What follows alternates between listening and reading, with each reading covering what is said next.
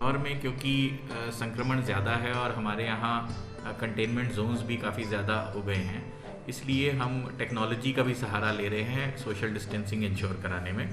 हमारे यहाँ ड्रोन से भी संक्रमित एरियाज़ का सर्वे किया जा रहा है, एरियल सर्वे कर रहे हैं, और उसमें जो लोग भीड़ भड़क्का लगाते हैं उनके खिलाफ कार्रवाई की जा रही है। इसी तरह से सीसीटीवी कंट्रोल रूम में भी हमने लोग डिप्लॉय करके रखे हैं। एक तो वो हमारी जो नाकों पे तैनात ड्यूटीज़ हैं उनको वो मॉनिटर करते हैं, और वहाँ कोई ढिलाई होती है तो संबंधित अधिकारियों को तत्काल सूचित करते हैं।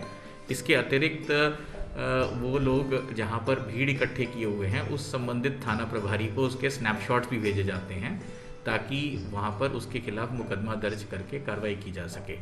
तो इसके अलावा अब हम आने वाले दिनों में जो लोग हमने होम क्वारंटीन किए हैं उनको भी हम जियो फेंस करेंगे, ताकि अगर वो घर से बाहर निकलते हैं तो हमारे कंट्रोल रूम में जो हमने एक पोर्टल बनाया है वहाँ पर अलर्ट आ सके।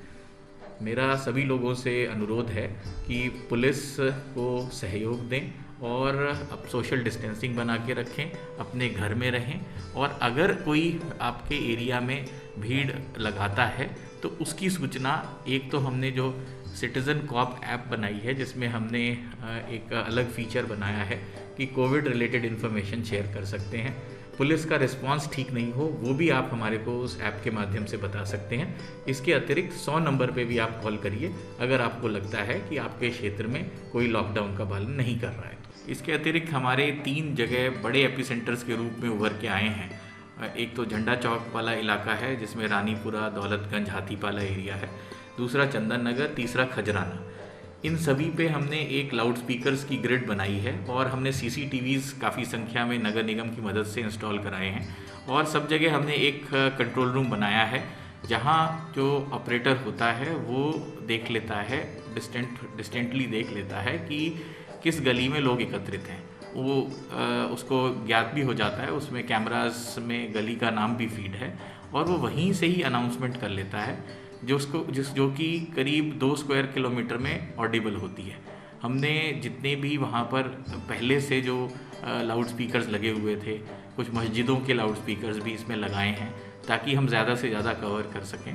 और ये बड़ा इफ़ेक्टिव तरीका है कि गलियों में जाए बिना रिमोटली हम उसको मॉनिटर कर सकें और इमीडिएटली हम इंस्ट्रक्ट कर देते हैं।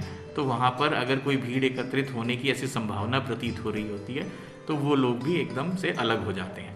तो 3 जगहों पे अभी इंदौर में चल रहा है और हम इसको और एक्सपैंड कर रहे हैं ताकि हम और इफ़ेक्टिवली पुलिसिंग कर सकें।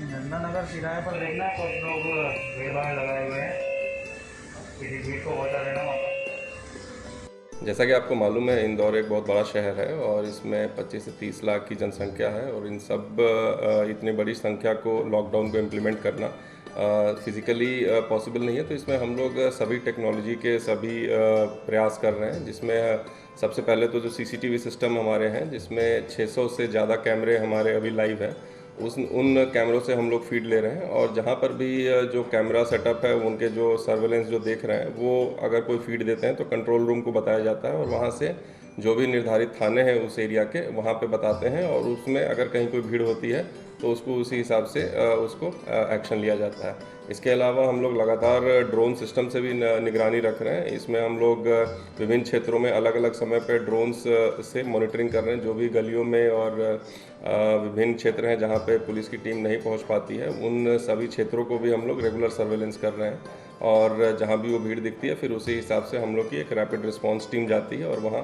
उन भीड़ को समझाइश देती है, और अगर कोई स्ट्रिक्ट एक्शन लेना होता है तो स्ट्रिक्ट एक्शन भी लेती है। इसके अलावा कई थाना क्षेत्रों में हम लोगों ने पीए सिस्टम इंस्टॉल करवाए हैं, जिसमें सीरीज़ में पूरे मोहल्ले में माइक्स लगे हुए हैं, और एक सेंट्रल कंट्रोल रूम से वहाँ हम लोग माइक से अनाउंस करते हैं, जिसमें कोई भी जानकारी वाली बातें भी होती है, समझाइश भी होती है, और लॉकडाउन को स्ट्रिक्टली इन्फोर्स करना है उस संबंध में दिशा निर्देश समय समय पर जारी किए जाते हैं। तो इसमें टीआई, सीएसपी और एसडीएम्स लगातार उस पीए सिस्टम का उपयोग कर रहे हैं, जिसका भी काफ़ी पॉजिटिव उसमें रिस्पॉन्स और परिणाम मिला है। इसके अलावा हम लोग लगातार जो वर्चुअल वर्ल्ड है उस पर भी निगरानी क्राइम ब्रांच के द्वारा की जा रही है, जिसमें हम लोग सोशल मीडिया मॉनिटरिंग सेंटर जो हम लोग का है, वहाँ पर जितने भी ये फेसबुक, ट्विटर और व्हाट्सएप पे अगर कोई अफवाह या फिर गलत मैसेज या किसी मैसेज को तोड़ मड़ोड़ के अगर उसको प्रसारित करता है, तो उस पर हम लोग उसकी निगरानी रखते हैं और उसमें जो भी वैधानिक कार्रवाई होती है उसको भी करते हैं। रानीपुरा के रहवासियों को सूचित किया जाता है कि वर्तमान में कर्फ्यू लागू है। आपसे अनुरोध है कि आप लोग बाहर न निकलें। आपके लिए दूध, किराना सामग्री, जो भी आवश्यक वस्तुएं हैं, आलू प्याज हम लोग आपको घर घर उपलब्ध करा रहे हैं। छोटी मोटी असुविधा भी आई, जिसके बाद भी सवेरे से लेकर और हमारी जो टीमें हैं लगातार नगर सुरक्षा समिति के हमारे डॉक्टर, हमारे एडीएम, एसडीएम साहब, हम लोग सब साथ में लगे रहते हैं। और आपसे अनुरोध है कि कोई भी बाहर नहीं निकलेगा। आप लोगों को घर घर सुविधाएं उपलब्ध कराई जा रही है, और अगर कोई घर से बाहर निकलेगा उसके खिलाफ कानूनी कार्रवाई भी की जाएगी। सहयोग करें, सोशल डिस्टेंसिंग मेंटेन करें और शासन के दिशा निर्देशों का पालन करें, तभी हम कोरोना के महामारी से निजात पाएंगे। इंदौर जोन श्री विवेक शर्मा जी के द्वारा ये जो सिटीजन कॉप है जो हमारा चल रहा है सोशल मीडिया मॉनिटरिंग सेल में, वहाँ पर एक सिटीजन कॉप के अंतर्गत उनके द्वारा कोरोना क्राइसिस के नाम से एक ऐप, एक फीचर और ऐड किया गया है। इसके अंतर्गत कोरोना से संबंधित कोई भी इन्फॉर्मेशन कोई भी दे सकता है। कोई भी व्यक्ति अगर ऐसा लगता है कोई कोविड सस्पेक्टेड कोविड पेशेंट है, उसके बारे में इन्फॉर्मेशन देना चाहता है, तो वो भी इन्फॉर्मेशन उनमें दे सकता है, जो नया जो फीचर डाला गया है।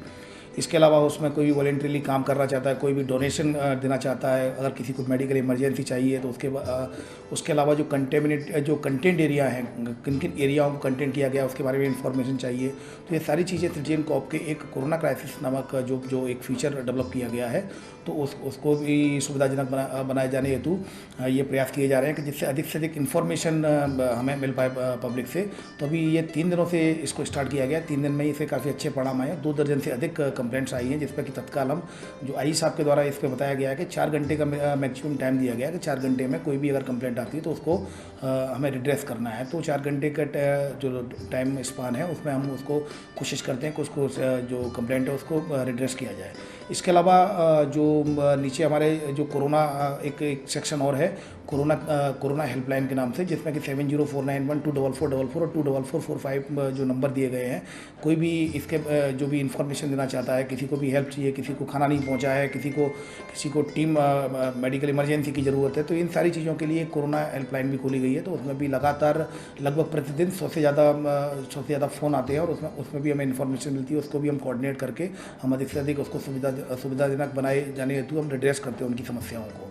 इसके अलावा जो सोशल मीडिया मॉनिटरिंग सेल में वरिष्ठ अधिकारियों के निर्देशन पर लगातार वॉच की जाकर लगभग 500 से ज़्यादा इसमें व्हाट्सएप के ग्रुप है सोशल मीडिया में, इनको लगातार मॉनिटरिंग करते हैं। इस तरह की कोई भी आपत्तिजनक और भड़काऊ जो पोस्ट आती है उस पर लगातार कार्रवाई की जाकर अभी पिछले दिनों में ही खजराना और सदर बाजार में केस रजिस्टर किया जाकर और उसके ग्रुप एडमिन एवं जो भी जिन लोगों की तरफ फॉरवर्ड किया गया उन पर कार्रवाई की गई। इसके अलावा और भी ऐसी न्यूज़ होती हैं, उनको हम कोशिश करते हैं जो फेसबुक पर सोशल मीडिया पर जो करते हैं उनको समझाइश फ़ोन पर लगातार समझाइश देकर उसको डिलीट कराते हैं पोस्ट को, और अगर लीगल प्रेमाइसेज में वो आता है तो उसके खिलाफ कड़ी वैधानिक कार्रवाई की जाकर उसके खिलाफ जो लीगल नॉर्म्स होते हैं उसके अंतर्गत कार्रवाई की जाती है।